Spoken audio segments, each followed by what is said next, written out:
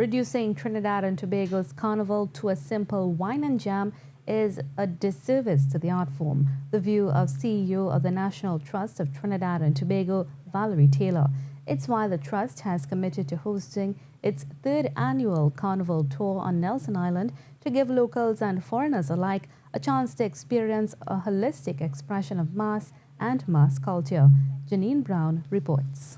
A mixed crowd of locals and foreigners disembarked the water taxi from Port of Spain on Tuesday morning to partake in the adventures that awaited them at Nelson Island. The small island located west of the capital city is one that is rich in history and is described as a critical element in the peopling of Trinidad and Tobago. For example, East Indians who arrived to this country to work as indentured laborers had to be kept at Nelson Island and checked before assuming their work in Trinidad. The structures on the island were built by African slaves. Some would later serve as a prison in the 1970s for those arrested during the Black Power movement.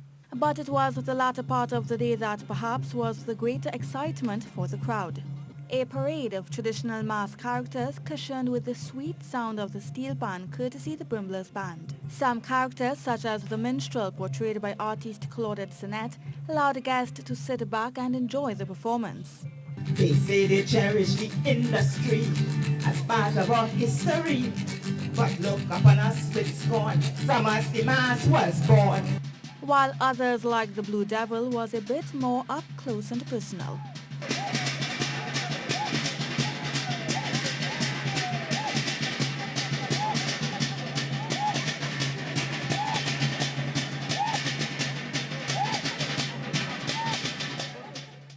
A favorite of the crowd is the Peregrinade, played by the renowned Felix Edinburgh. And I even have I have an aunt who is always eager, and that's the way you spell auntie. But I could spell words plenty longer than that if you will only challenge my fat. That is why when I travel near or far, I am considered a cultural philosopher. And at the end of the day, there was a somewhat pinnacle crossing the stage moment, which consisted of everyone coming together to partake in the festivities.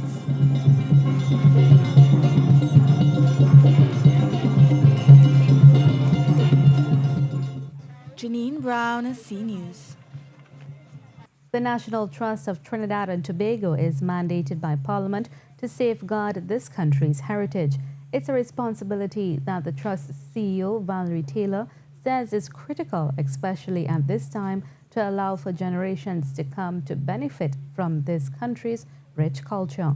Ms. Taylor says while they're doing the best they can with the resources provided by government through subventions, corporate sponsorship will help them better be able to achieve their mandate. Well, we would love corporate sponsorship. We have none of it. All of our funds come from a government subvention and membership fees that are very, very reasonable. But we really would like to attract the attention of people who recognize that safeguarding our heritage is the beginning of our national pride and our growth. The Trust will tomorrow host another one of its Carnival series boat tours, this time to the Western Isles.